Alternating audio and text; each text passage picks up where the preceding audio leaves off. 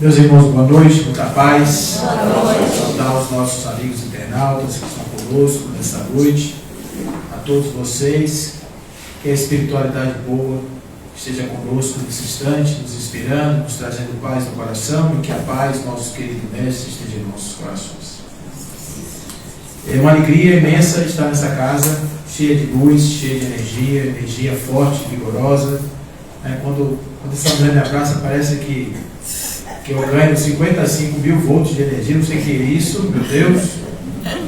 E é sempre bom estar aqui com vocês. E o tema de hoje é um tema bacana, porque ele é um tema bem atual, que está todos os dias.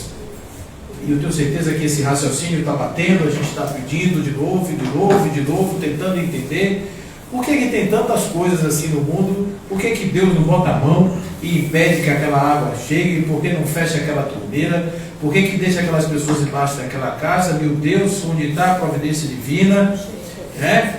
Então, observe que isso é tão grandioso que um grego dizia assim: Deus, ou ele não é poderoso para conter o mal, porque se ele fosse poderoso ele conteria o mal, ou ele não é bom, porque pode conter o mal e não contém. Olha o que ele está pensando. Se Deus é bom e é poderoso, por que o mal existe? E essa história é antiga, porque muitas pessoas hoje, muitos ateus, se valem dessa pergunta para justificar a inexistência de Deus, pelo menos desse Deus de Isaac e Jacó, que nós aprendemos a conhecer, e hoje, graças ao Espiritismo, uma evolução desse Deus, porque existem 3 revelações, e eu acho que essas 3 revelações, elas são revelações divinas.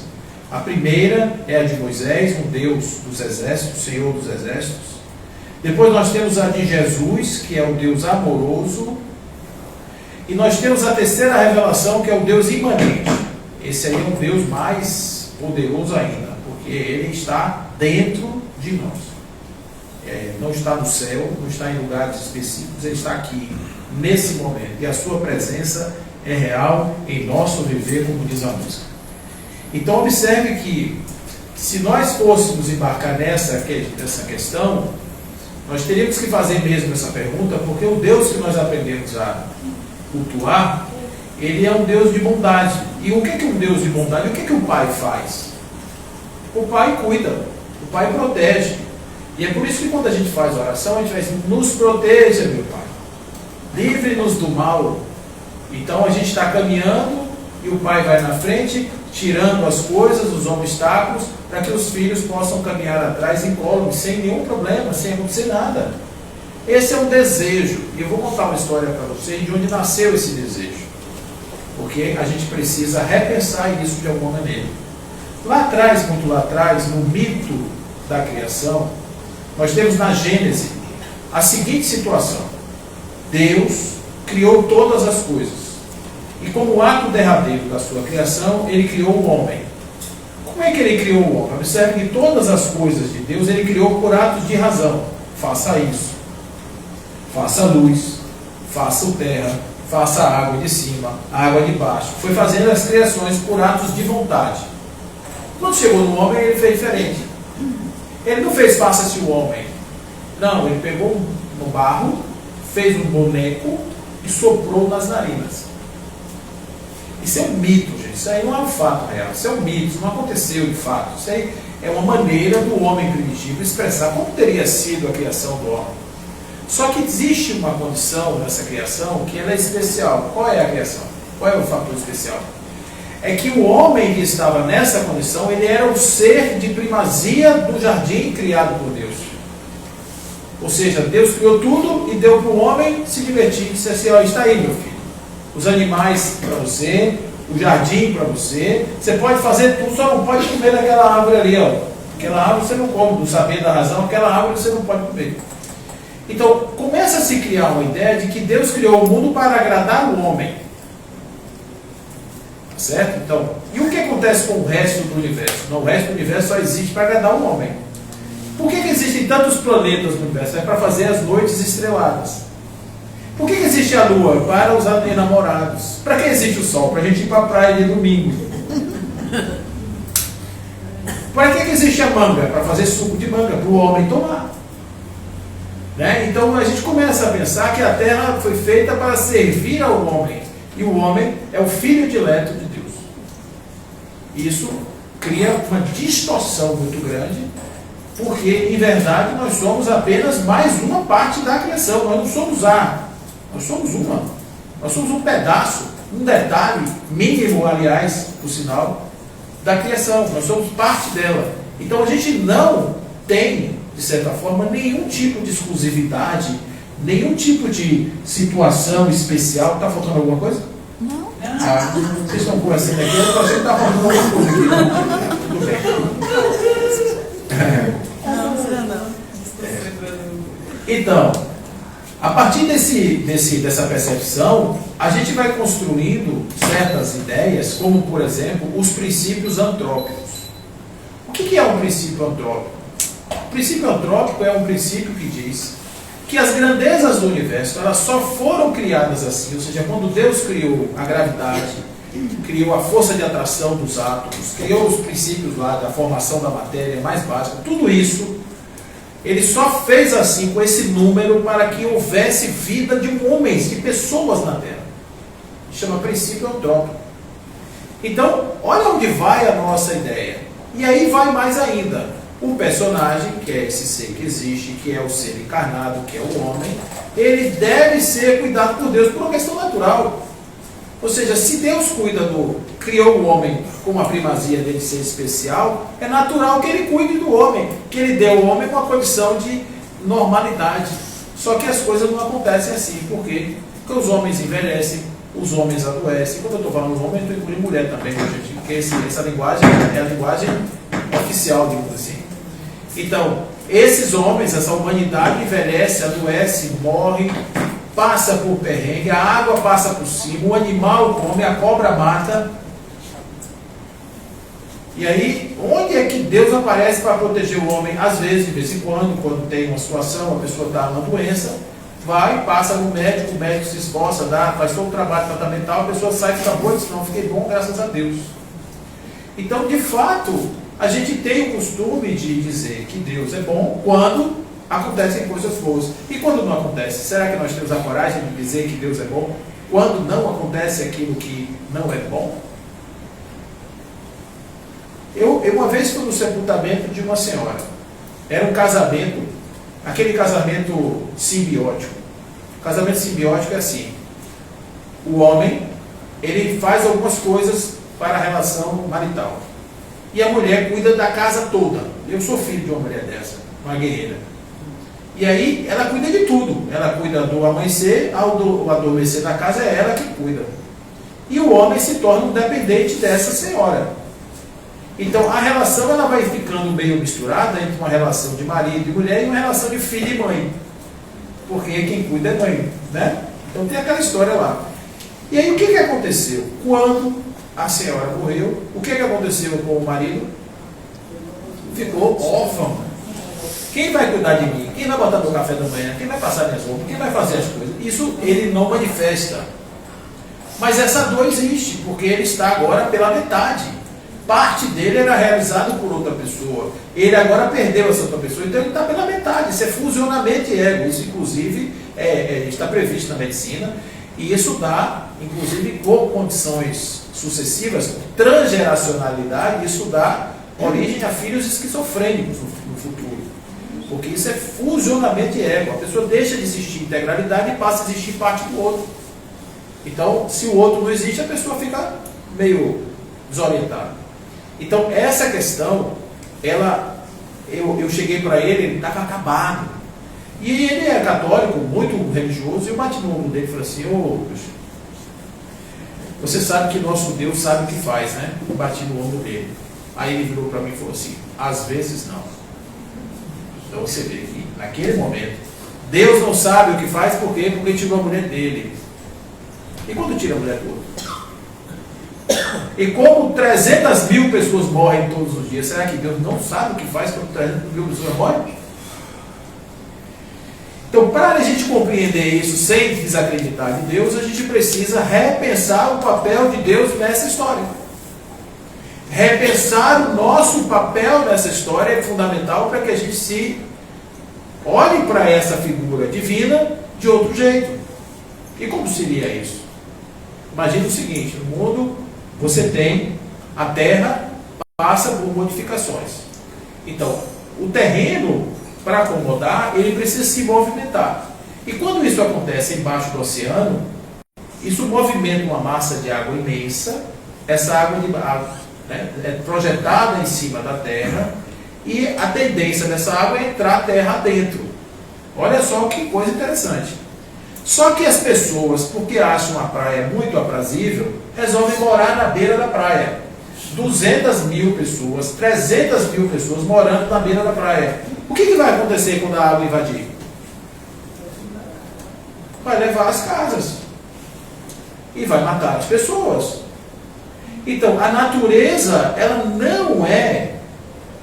não tem a bondade que nós imaginamos que seria natural no nosso conceito de bondade. A cobra, ela pega um sapo e engole um sapo vivo. O sapo está gritando e a cobra ali, ó, pum. Aí você diz assim: será que esse sapo não está sofrendo? Quando uma onça pega o pescoço de um antílope e joga no chão, será que aquele animal não sofre de alguma forma por estar naquela luta que vai resultar na sua morte? Acontece isso. E isso tem o que a ver com a bondade ou a maldade? Isso não tem a ver com nada, isso tem a ver com a natureza. Com a natureza. A natureza é assim. A natureza não é uma mãe generosa. A natureza é natureza, é natural. Ela faz as coisas que a natureza pede para fazer. Então nós estamos encarnados num mundo que funciona assim.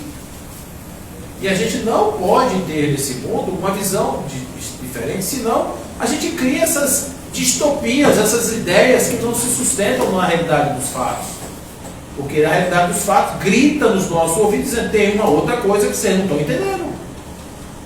Agora imagine diferente. O que é o corpo humano? O corpo humano é uma matéria que é resultante de um processo de uma embriogênese, mas que ele está vivo graças à ação de um espírito consciente.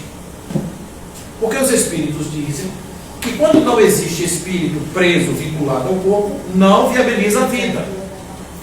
Então, para que haja vida, é preciso que haja corpo vinculado a um espírito. Então você diz: o corpo é o espírito? Não. O corpo não é o espírito. Por quê? Porque o corpo é um instrumento que o espírito se serve para encarnar. E onde é que está a grande vontade ou bondade de Deus na encarnação dos homens? Imagine que os espíritos não tivessem possibilidade de usar corpos. Como seria? Vocês já imaginaram isso? Se nós não tivéssemos os corpos, se fôssemos só espíritos. Imagine que nós somos ignorantes, porque nascemos ignorantes, fomos criados ignorantes, questão 115 do Livro dos Espíritos. Então nós fomos criados simples e ignorantes, nascemos na ignorância e precisamos desenvolver as faculdades que estão adormecidas no ser espiritual a partir da ignorância que recebemos como fonte principal, como matriz. Então a gente começa a desenvolver no aprendizado das vivências, vamos estimulando certas partes do nosso viver, da nossa consciência, até conseguirmos ter plena consciência do que é o espírito. Isso é a nossa jornada evolutiva. É por isso que a doutrina espírita explica que os espíritos são simples, mas que passam a ser perfeitos a partir das reencarnações. Se nós não tivéssemos a presença do corpo físico, nós não viveríamos o ódio, o medo, o ressentimento. Não teríamos as provocações que levam às reflexões a respeito do próprio sentido do ser. Se nós não passássemos dentro de uma construção social, nós não perceberíamos a existência do outro, não saberíamos da importância do outro. E para que isso aconteça, é necessário que durante um período o espírito passe em existências corporais materializadas. Isso é importante para o desenvolvimento do espírito. Então faz parte do nosso progresso usar o corpo, estar aqui no corpo. Lázaro chega a dizer que a segunda palavra do alfabeto divino, a primeira é o amor e a segunda é a reencarnação. Porque se nós não tivéssemos a reencarnação, imagina só, se nós tivéssemos uma única vida, como é que seria? A gente passou a vida, acertou, beleza, desenvolveu, virou espírito perfeito. Não desenvolveu, virou espírito nervoso. E fica lá pro resto da existência. Onde tem amor aí nessa história? Existe amor nisso? Não, agora eu vou dizer de outro jeito. Eu vivi aqui na Terra, cometi os meus erros, vou de repente desencarno, volto para uma nova experiência, vivo outras formas da mesma experiência, aprendo um pouco mais e já volto melhorado. Volto mais uma vez, desenvolvo outros aspectos da minha espiritualidade e vou fazendo isso até que eu possa ter plena consciência de que eu sou como ser espiritual. Por isso é que é importante a gente considerar a reencarnação como um processo evolutivo do espírito. Então, se você está vivendo hoje da carne, é porque ainda tem esse espírito uma necessidade das relações sociais, das relações com o outro e dos encontros. No plano espiritual, os espíritos se situam em faixas diferentes de vibração em função da sua necessidade, em função do seu grau evolutivo.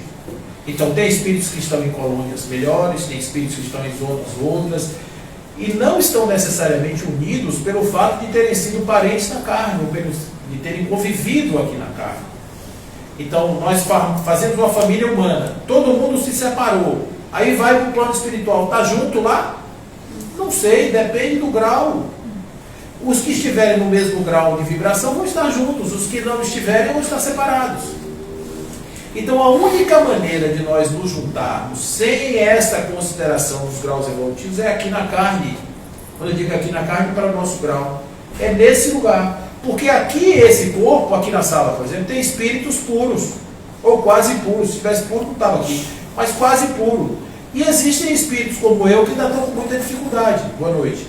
Então, o que acontece? Qual é a chance, no plano espiritual, de um espírito como eu estar fazendo uma palestra com um espírito que está numa condição melhor que a minha?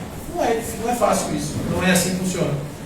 Então, na Terra, nós temos a carne, que é uma espécie de redutor das diferenças espirituais. Por isso é que nós estamos encarnados.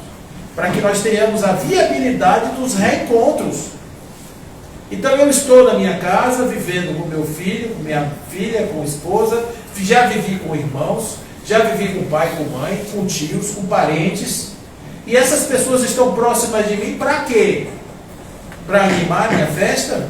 Não, porque eu tenho necessidade de estar com eles. Por isso eu preciso estar aqui na Terra, encarnado. E eu estou vivendo no mundo que a cobra engole o sapo vivo. Eu estou vivendo no mundo que o corpo só vive 80, 100 anos, no máximo.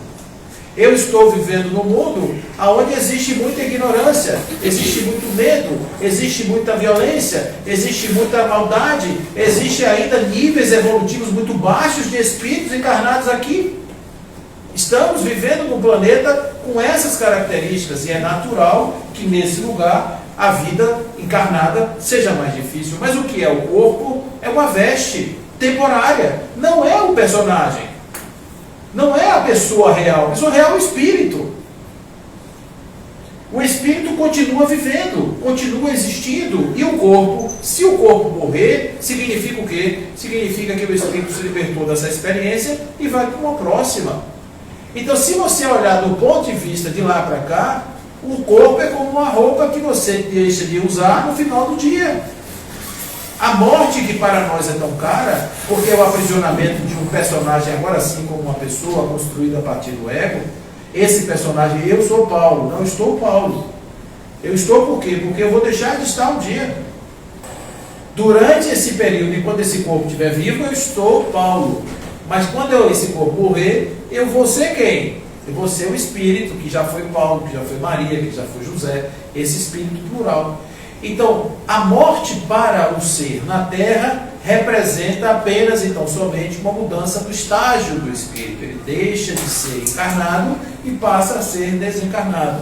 Mas para nós outros que achamos que aqui na Terra é a única existência, que nós temos que ter vida eterna, que Deus tem que cuidar, que a gente não pode adoecer, que não pode ter nenhum problema, a gente então pensa que é uma desgraça, vou usar essa palavra aqui, quando acontece uma coisa dessa. Mas essas são situações naturais do processo evolutivo. Lá na própria qualificação nós vamos encontrar os desencarnes coletivos, né? os chamados flagelos coletivos, que são essas coisas que atuam na humanidade, que pegam a humanidade inteira. E aí você pergunta, por que tanta gente morre? Porque naquele instante era necessário que naquela região houvesse um desencarne coletivo. Era importante que aqueles espíritos fossem resgatados e voltassem para o seu processo espiritual. Sabe, uma vez Chico atendeu uma moça que teve uma história que uma criança matou outra criança. E as mães ficaram inimigas. Ficaram inimigas porque houve essa situação. E aí Chico vai conversar com a mãe. E diz, você já agradeceu a ela? Porque o filho dela, na verdade, tirou o filho da outra de uma situação, uma encarnação que ia resultar num atraso de vida para ele. Porque ele está indo por uma história, nós temos livre-arbítrio, né? A gente chega aqui com missão, mas não necessariamente cumpre. Ele estava indo para um lugar horroroso. Dadas as suas escolhas atuais, a tendência é que ele fosse para um lugar que ia prejudicá-lo. Então, as entidades lideradas resolveram abreviar aquela encarnação e foi o amigo um instrumento para tirar ele da vida. Olha como é diferente você perceber isso. Né? Como é que pode uma coisa dessa? Você imaginar que uma pessoa tirou o outro por causa... É tudo uma questão de uma construção que foge da nossa abstração e por isso a gente não deve se espantar com a morte de ninguém. Com a morte de ninguém. A pessoa morreu, a pessoa desencarnou. Claro que a gente sente. Mas é um processo diferente quando você entende o que aconteceu ali. A pessoa desapareceu? Não. A pessoa simplesmente se livrou do corpo e agora é espírito, que já foi antes de ter o corpo. Volta para uma situação. Agora, como nós somos ainda egoístas, a gente gostaria de ter aquela pessoa aqui do nosso lado. Eu vejo coisas engraçadas. Por exemplo, no hospital tem pessoas que estão com o paciente lá. Um pai, uma mãe. Há meses o pobrezinho no UTI, com tubo aqui, com tudo, e o pessoal do lado de fora rezando, está todo mundo normal. Do ponto de vista do sofrimento existe, mas não existe a desesperação porque existe um ente vivo ali dentro. Quando esse ente desencarna, aí o lado de cá entra em desespero. Como assim? Não é? Como assim? O sujeito já não estava mais vivo do ponto de vista da ação, desde o momento em que ele se paralisou no leito de hospital.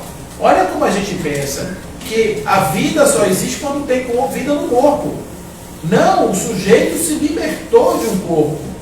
E agora ele está indo para um outro lugar, que é um lugar melhor, que é um lugar de melhor qualidade, etc. Então, eu vou contar para vocês uma história, para vocês não acharem que eu estou falando isso da boca para fora. No ano passado, dia 2 de novembro de 2023, a minha mãe estava doente. Ela tinha uma doença terminal, mas estava naquela situação, ia para o hospital, voltava para casa. Nós tínhamos acabado de comemorar os 80 anos dela, uma festa imensa, ela participou ativamente da festa e tal.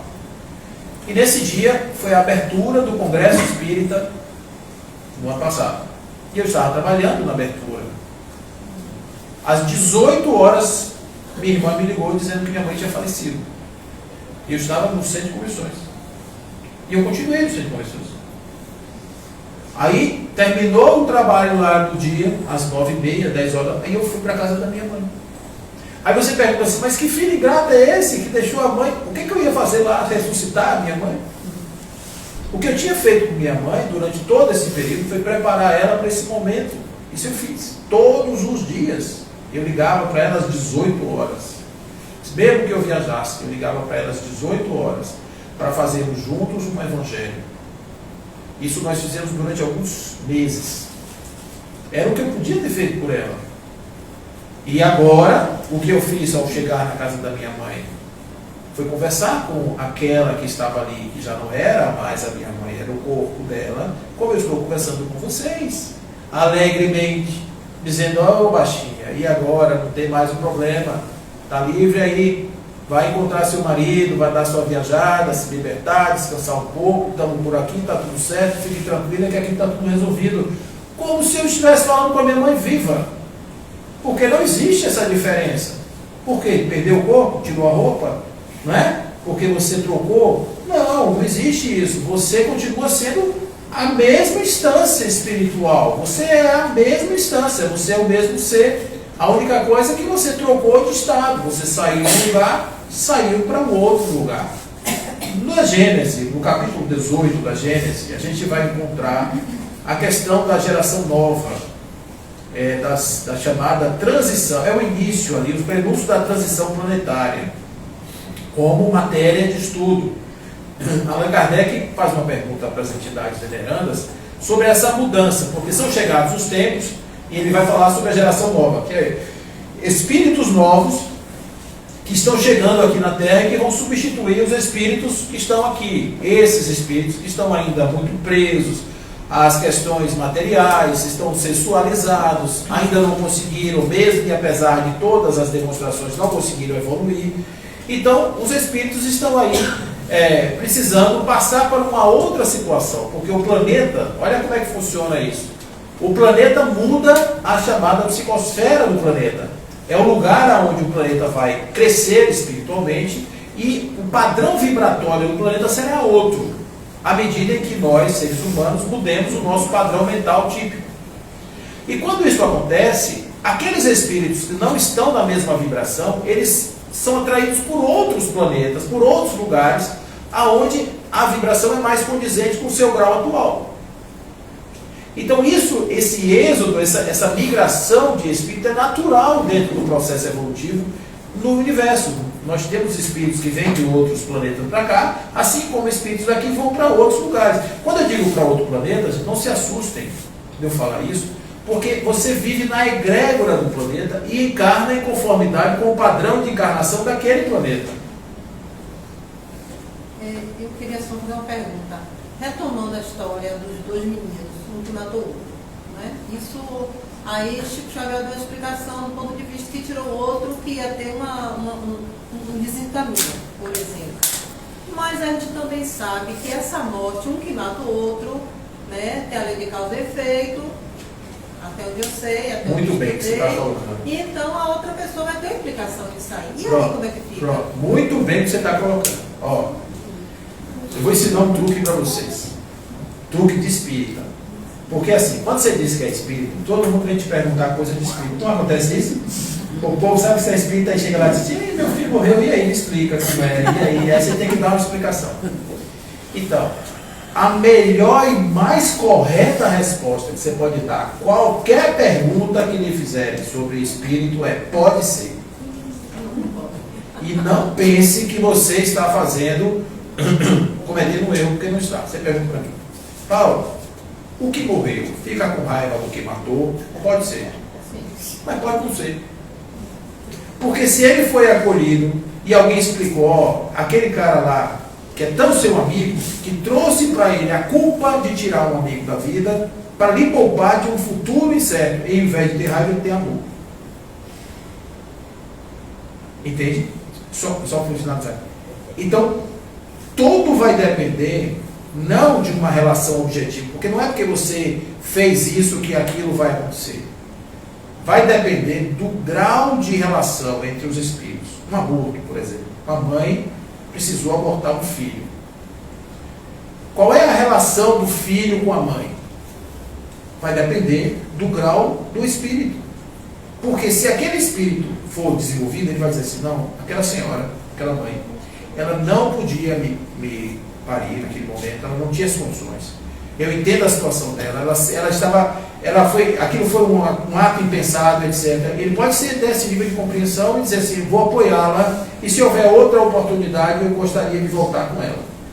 Isso é um grau de espírito que faz isso. Mas pode ser outro espírito que estava preso na lama há 400 anos, precisando de uma oportunidade, e a primeira que abriu foi essa, e quando a mãe voltou, ele pode ficar com raiva dela e virar um obsessor. Aí você diz assim: mas isso, o que determina isso? O grau evolutivo dos espíritos na experiência. É isso tudo que muda. É como aqui na Terra. Você pode fazer uma coisa achando que está fazendo bem para alguém e a pessoa achar que você fez o mal. Um filho.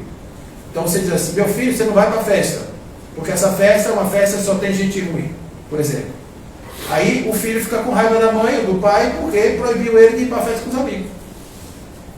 Então um está fazendo bem e o outro está compreendendo o mal. Aí o filho pode dizer assim, não, realmente, meu pai e minha mãe gostam de mim, gostam tanto de mim que está me impedindo de ir para esse lugar. Isso vai depender do grau da pessoa, do nível da pessoa. Entendeu?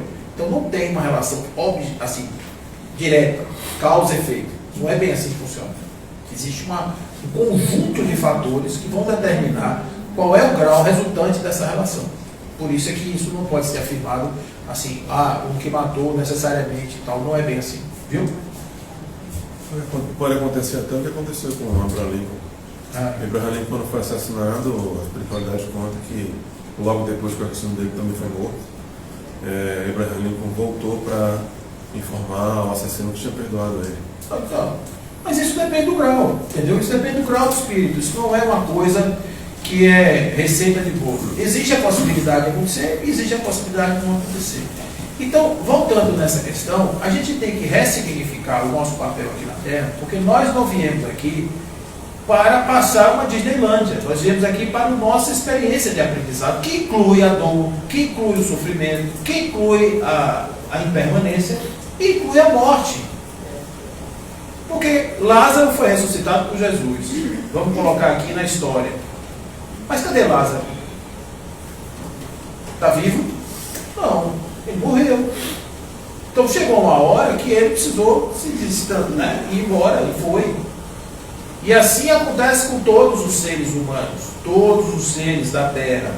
Se você tiver dúvida de como é que acontece isso, pega um abacate, bote na fruteira e olhe para ele durante 15 dias, você vai ver o que é que acontece. Ele vai ficando, vai murchando, tá meio. Uma coisa que sempre me ocorre. Eu tive vontade de perguntar isso na palestra e acabou que eu deixei passar.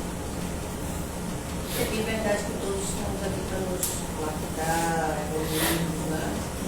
No sentido do espírito, que a carne nos proporciona isso. Mas quando você vê tantas injustiças, tantas pessoas vivendo de Disneylândia, e às vezes até de maneira desonesta, né? Sem pagar seus impostos, sem fazer a parte indicada, onde fica isso? Assim?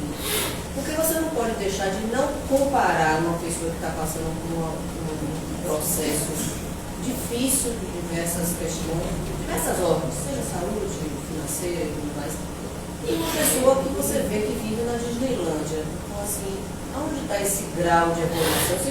Não tem como você não fazer comparações, né, entre uma pessoa que está passando, que vive numa favela, que vem numa condição subhumana, sendo humilhado, e uma blogueira que vive desfilando em Cannes. Vamos logo partir logo para extremos, né? E isso sempre é um pensamento que me incomoda. Sim. Eu não consigo alcançar, talvez, a minha limitação, né, de conhecimentos espíritas. Paulo me deu uma dele. Depois você vai responder. Eu vou só colocar uma situação, deixa eu falar aqui. Vou colocar uma situação que eu tive a chance de uma pessoa famosa, eu estar com essa pessoa, e era um evento familiar, não era nem um show, nada disso, era um evento familiar. E essa pessoa chegou para mim e perguntou, você é espírita? Eu sei, tudo bem, eu sou espírita e tal. E ela me disse assim, como é que eu fico aí na história? Eu disse a eles, você tem a maior responsabilidade, uma das maiores responsabilidades que lhe foi dada. E quanto mais você tem, mais você responde pelo que você tem. Eu disse a ela assim, você é bonita,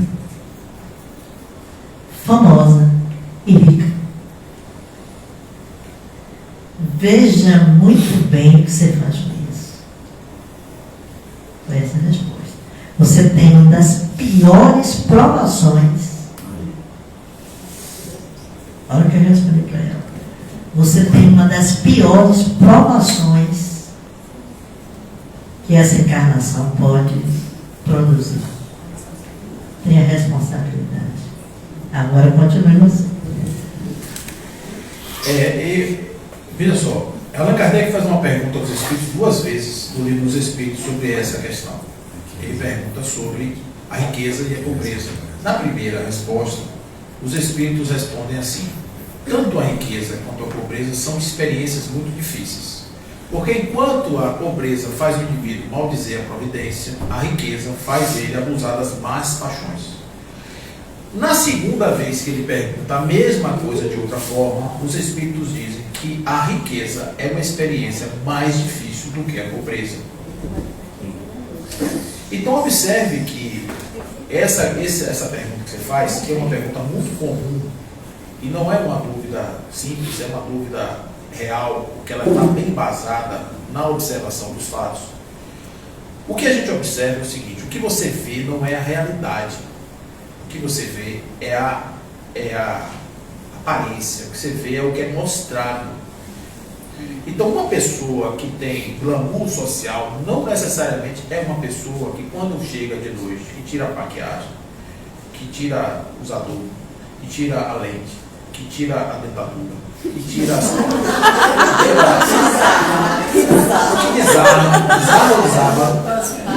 desarma ou desarma? Desarma. Black Queen. Certo? Que desarma. Não necessariamente quando essa pessoa se vê no espelho, se vê glamourosa, famosa, rica. Grande parte dessas pessoas se vê ao contrário, desmerecedoras do sucesso e incapazes de mantê-lo. Por isso, essas pessoas normalmente elas têm uma vida profissional relativamente curta. Porque o que se observa muitas vezes é que essas pessoas entram em processo de negação de si mesmo, que a gente chama isso de você está trabalhando como se você negasse a sua própria condição de estar num lugar melhor. Autossabotagem. A pessoa começa a se autossabotar. Então, isso é comum nesse tipo de coisa. Então, o que a gente está vendo como usufruto de bens materiais, isso não é glamour e nem é experiência gloriosa do espírito. Dr. Martin Seligman, fazendo um estudo sobre felicidade, ele descobriu 2 coisas. Que existem pessoas que são muito ricas e que são felizes, e pessoas que são muito pobres e são igualmente felizes. Como é que você mede esse grau de felicidade? Bota um eletrodo na cabeça e tem uma área do cérebro, que é uma área típica da felicidade, que ela dispara em graus de intensidade igual nos 2 lados. Mas como é que pode? Então não é dinheiro que causa a felicidade, não é poder. Ele diz o seguinte, que se você tiver muito e souber viver nessa condição, você pode ser feliz aqui na Terra. Mas se você tiver pouco e desejar muito, você será muito triste, porque você vai viver numa carência constante. Mas se você tem pouco e você vive bem, realizado com o pouco que você tem, você não é infeliz.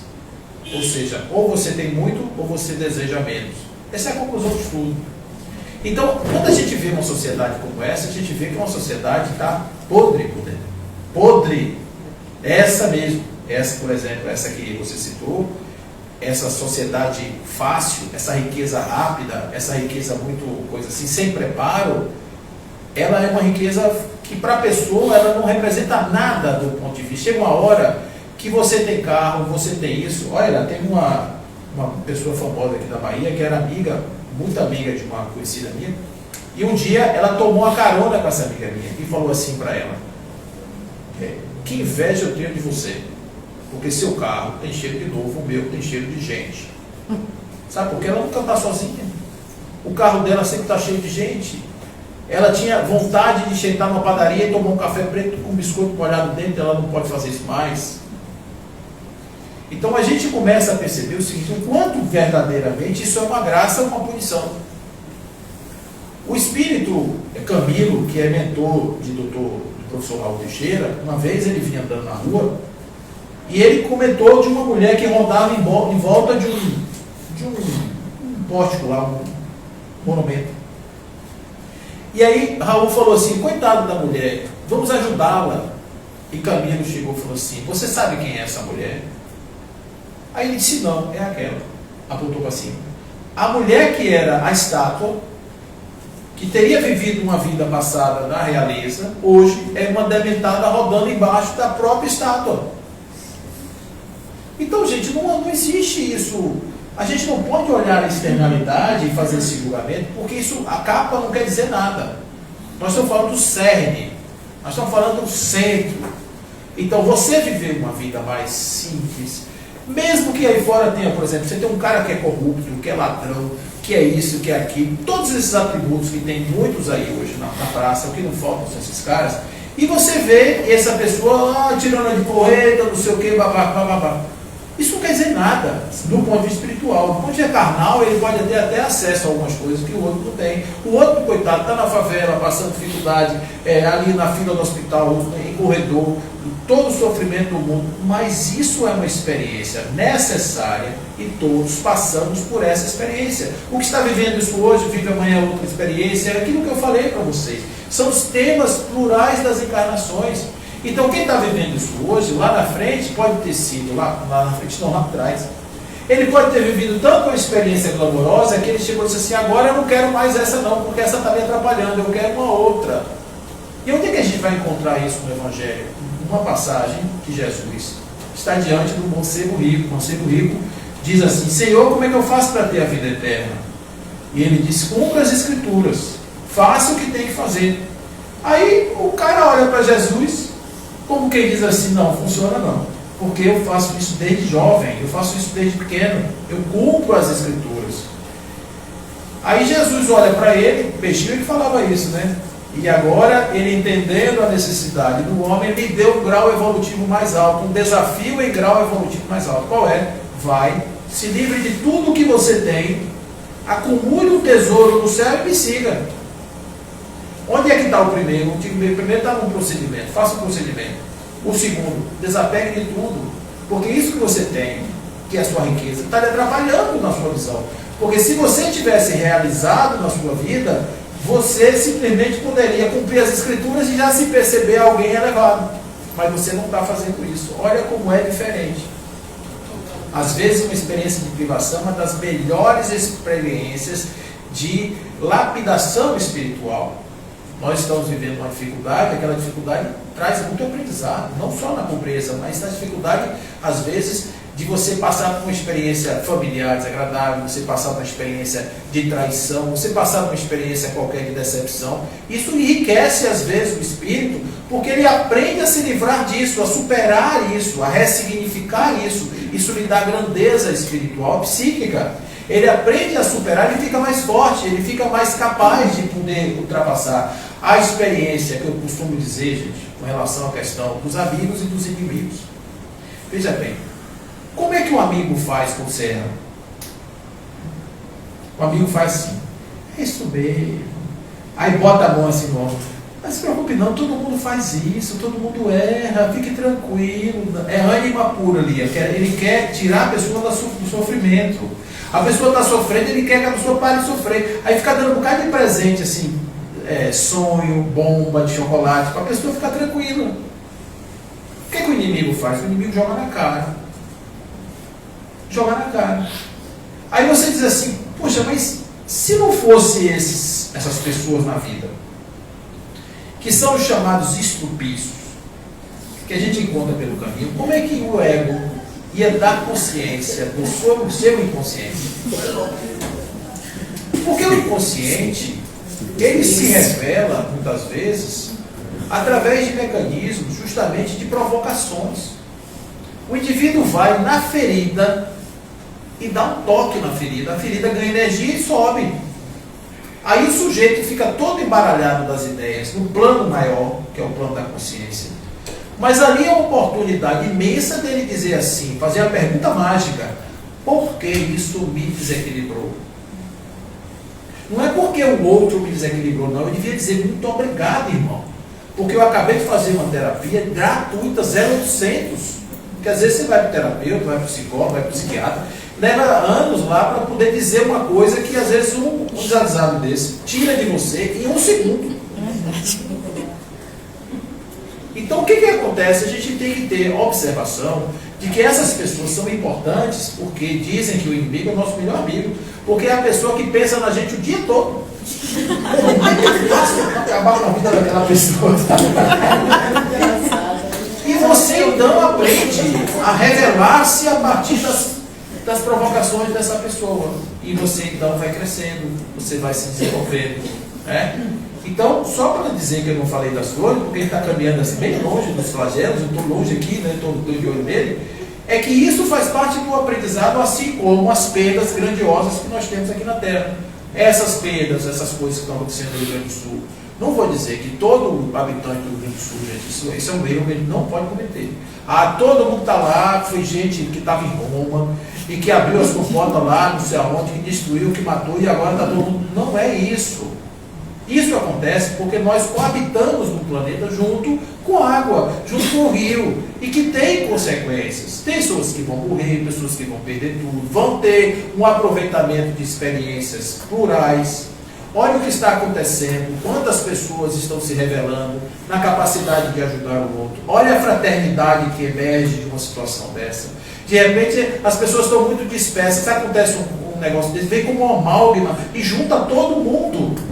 É aparentemente um desastre, mas o que nós estamos vendo do ponto de vista humanitário é de uma grandeza muito superior a todos os problemas que aconteceram naquela região, porque estamos vendo amorosidade, desprendimento, estamos vendo pessoas que estão saindo das suas casas. Pense só, você está dormindo na sua casa, sua cama quentinha, lá tudo bem, você não tem problema nenhum. Aí você diz assim, não, eu vou para lá, eu vou pegar meu carro e vou entrar na água, vou resolver um problema de uma pessoa que eu não sei nem quem é. Isso mostra o melhor da humanidade. Agora, como é que essa pessoa teria oportunidade de fazer isso, sem que houvesse uma situação que lhe provocasse? Então são chamados que estão acontecendo aí. Voltando lá na Gênesis, no capítulo 18, quando os Espíritos falam sobre isso, eles dizem assim, haverá espíritos novos que vão chegar na Terra e espíritos da Terra que vão sair para outros lugares. Isso eles explicam lá. Aí a pergunta é, todos os espíritos da Terra que não estão nessa condição vão necessariamente sair daqui para outro lugar? A resposta é não. Mas como é que pode? Não, sabe por quê? Porque nem todas as manifestações carnais representam espíritos atrasados. Porque há espíritos que o cerne, eles dizem assim, é melhor que a casca. Imagina, você viveu aqui na Terra, nasceu, chegou, teve um trauma. Aí a pessoa começa a ter um problema emocional, e esse problema emocional impede que ela seja capaz de desenvolver amorosidade com um determinado nível. Isso não quer dizer que o espírito não seja amoroso, quer dizer que aquela experiência do espírito, naquele momento, prejudicou um momento para que ele se revelasse. Para ele se revelar a partir daquele lugar, ele vai ter que fazer um esforço 3 vezes maior do que faria em condições normais de temperatura e pressão. Então a gente tem que entender que aqui na Terra nós não somos privilegiados, nós somos viventes. É uma aventura de viver. E o que a gente tem que fazer? Qual é a nossa mensagem? Aproveitamos ou aproveitemos da melhor maneira a vida que nós recebemos. Porque se você perguntar para o estoico o que é felicidade, ele vai dizer, felicidade é você se ocupar do que você pode resolver e se desocupar completamente do que você não pode resolver. Então, você vai chover amanhã. Ok, se chover, beleza, mas eu não posso condicionar a minha alegria na chuva, porque eu simplesmente não controlo a chuva. Mas eu controlo a mim, eu posso controlar a minha emoção, posso controlar o que eu falo, posso controlar o que eu faço. Isso aí você tome cuidado. Agora, o que não depende de você, deixe as coisas ser do jeito que são. E eu gosto de uma expressão oriental que diz aprender a dançar com Deus. Compreender o sentido da vida, o fluir da vida. Compreender o que eu estou fazendo aqui, sou eu sou o espírito, estou fluindo. Aprender a dançar com Deus é se colocar na harmonia para dançar em conformidade com aquilo que a vida me leva, me conduz. Agora, eu não sou um paciente, inerte, eu sou agente. eu sou protagonista, eu faço essas coisas, eu posso interferir, eu guio o meu barco. Então a gente tem que entender que estar no mundo significa ser um agente, um protagonista da própria existência. E guiar essa existência em conformidade com a harmonia universal. Se colocar em conformidade com aquilo que são os desígnios divinos. E a partir daí eu começo a ter um contato mais forte com a vida, me fortaleço com a vida e tenho força para mudar o meu destino. Porque nascer numa favela não me coloca necessariamente num destino de favelado. Eu posso, de repente, ter um esforço maior para sair desse lugar. Posso sucumbir também, mas posso me elevar. Posso, como tem muita gente boa, como tem muita gente nobre, que sai de um lugar mais difícil e consegue superar grandemente essas dificuldades. Assim como tem pessoas que nascem em lugares melhores e sucumbem, que caem. Né? A gente vê pessoas que nascem em lares nobres e, no entanto, não conseguem dar aso a encarnações engrandecedoras. Então, por tudo isso, nossa mensagem de espiritualidade que a gente tem recebido todo o tempo e que tem chegado para nós é: aproveitemos o dia, as convivências, as famílias, os nossos encontros. Aproveitemos essas oportunidades todas que a espiritualidade nos dá, porque essa vida vai passar rápido, é muito rápido. E depois vem outra, e depois vem outra, e depois vem outra. Então nessa agora, o que eu posso fazer demais por esse espírito que sou eu? Joana de Ângeles diz que essa é a demonstração maior que um ser humano pode dar de amor a si mesmo. É cuidar da sua encarnação como se cuida de um jardim, cuidar de uma plantação do eu, cuidar de uma fecundação, de um espírito novo a cada encarnação, fazer com que ele venha a eclodir em possibilidades no futuro e fazer com que esse espírito que somos nós possa, em determinado momento, alcançar essa plenitude espiritual que nos vai trazer felicidade, que vai nos trazer paz, que vai nos trazer a possibilidade de conviver nas ondas desarmônicas de maneira muito bacana, de maneira muito legal, altiva e feliz. Então, essas condições humanas, elas precisam ser ressignificadas, assim como o nosso papel aqui na Terra. No dia que nós tivermos essa visão, nós vamos poder entender melhor o que é o nascer, o que é o morrer, o que é o tempo entre o nascer e o morrer, qual é o papel de um personagem na existência, o que significa a amorosidade verdadeiramente para o espírito e o que é que nós estamos fazendo numa casa como essa. Porque o Espiritismo nasceu, assim como outras religiões que têm uma proposta nesse sentido, não para ser um lugar de devoção. Esse lugar a gente já teve no passado. A gente se ajoelhou no altar, se ajoelhou no milho, já botou silício nas pernas, já fez um monte de coisa em nome disso. Não funcionou. Que nem o rapaz, o moço rico. Agora o que a gente tem que fazer? Senhor, o que faço para ter a vida eterna? Sinta-se espírito, fortaleça-se em Deus, porque Deus não está no céu, Deus não está nos templos de pedra, Deus não está na natureza, Deus está em cada célula do nosso corpo, Deus está dentro de nós, Deus participa ativamente de cada movimento da minha alma, porque o Espírito é uma emanação do próprio divino, e isso faz com que a consciência ciente disso busque essa força em si mesmo. E ao invés de ficar levando nossos problemas para Deus, aprendamos a levar o nosso Deus para os nossos problemas. Aprendamos a fazer uma apresentação à vida do potencial do Espírito. Vida, sabe com quem você está falando? Com a potência inteligente do universo e que te integra todos os dias na existência como parte de mim mesmo. Você não é um antagonista, você não é uma oposição, você não está aqui para brigar comigo, você está aqui simplesmente para me perceber como algo de você e eu te perceber como algo de mim. E assim nós vamos desenvolvendo nesta amizade, nesta relação, neste conúbio existencial, nós vamos desenvolvendo a nossa parceria em busca da unidade. Na questão 1009 do Livro dos Espíritos, o Espírito Paulo diz assim: gravitar para a unidade divina, eis aí o destino de toda a humanidade. Jesus nos dizia: eu e o Pai somos um.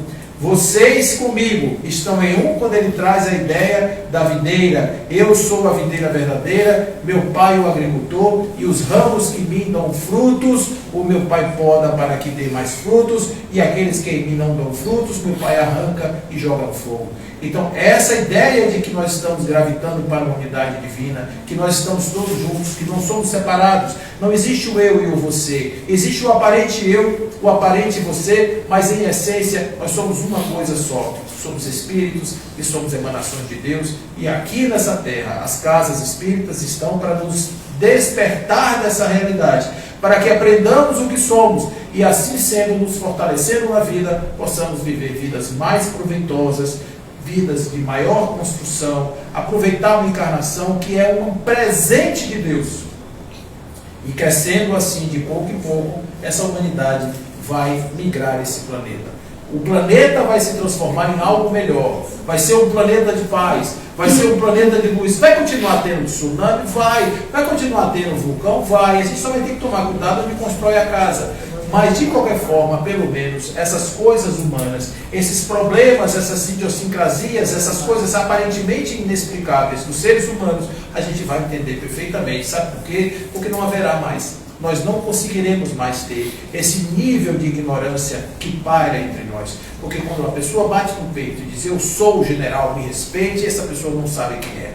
Porque o general morre assim como morre o soldado, assim como morre o capataz, assim como morre o bandido. Morre do mesmo jeito, é enterrado da mesma forma. Você pode botar 200 quilômetros de flores no túmulo, mas lá dentro será apenas carnes e ossos em decomposição. Então, o Espírito leva a grandeza do seu coração para o plano espiritual. Essa é a única herança que nós temos enquanto seres espirituais. Então, nós temos que plantar hoje aquilo que será a nossa colheita de amanhã. Nós temos que semear hoje no campo da nossa existência a paz, o amor, a felicidade, a fraternidade, porque não faz sentido eu querer colher cocos e plantar espinhos. Não faz sentido eu querer colher manga e plantar coisas que não vão dar manga. Eu preciso trazer para a minha existência, para o meu campo, aquilo que vai me ser útil, aquilo que vai ser útil para que eu possa me revelar. E o que é que Deus espera de nós? Que nós façamos essa jornada, o nosso próprio mérito, o nosso próprio esforço. Nós temos o livre-arbítrio para fazer isso. E de braços abertos, ele canta todos os dias, na beleza da natureza, e em todas as suas manifestações inequívocas, ele canta o canto da atração, que faz com que os seus filhos caminhem precípites aos seus braços, e cheguem alegres e felizes à sua casa. Para finalizar, existe uma passagem no Evangelho, que é do Espírito de Verdade, e que ele diz assim, bebei na fonte viva do amor, e preparai-vos cativos da vida, a vos lançar no colo daquele que vos fez frágeis, e que quer modeleis a vossa própria maleável argila, a fim de seres artífices da vossa própria imortalidade. Querendo, inclusive, que nós sejamos perfeitos, sair da imperfeição para a perfeição, irmos aos braços do Pai Celestial, sendo nós mesmos esses que construímos com nossa mão. Porque é muito bacana você chegar depois de uma obra concluída e olhar para trás e dizer assim, eu fiz, eu aprendi, e agora eu sei porque eu passei pelo que eu passei. Eu sei as estradas que percorri, sei por que percorri, e agradeço por ter percorrido, porque se não as tivesse percorrido aqui hoje, eu não estaria.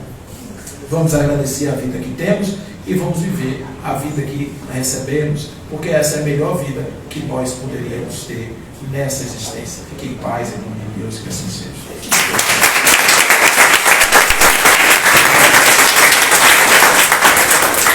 Que aula, não é? Que aula. Eu vou insistir mais vezes, porque daqui a fim do ano ele volta, tem que voltar. Olha, gente, eu estou aqui, estava só olhando para vocês. Aqui, olhando. Isso. Aí, você veja como esse final bateu em nós, né? Eu estava falando para a Bela aqui. Esse final, Paulo, Deus te abençoe, te ilumine. E eu sei que tinha um mentor ali com você, a partir de certo momento. Gente, é tão bonito isso. Porque a gente sente, bate na gente, não é para olhar o outro, é para olhar nós mesmos. Cada um de vocês, eu tenho a certeza que na hora que ele falou, olhou para dentro de si e viu a caminhada que já passou. E como cada um de vocês aqui são vitoriosos, guerreiros, que está aqui não é fácil. Não é fácil. Então, guerreiros, parabéns a todos vocês. Sigamos em frente. Não desistam. Que essa aula dada aí pelo nosso irmão Paulo, que bateu no nosso consciencial, né, Lidiane? Cada um de vocês sejamos cada vez mais fortes e sigamos em frente. Eu olho para vocês aqui, eu vejo cada um, e eu sei a história de alguns, na sua grande maioria aqui. E eu digo, meu Deus, vamos enriquecer a nós mesmos, né? E seguir na luz do Pai. Obrigado, Paulo. E Jesus te abençoe e te fortaleça cada vez mais. É o nosso momento do passe. Nós nos despedimos agora do pessoal do Instagram, porque não tem mais condição. Vamos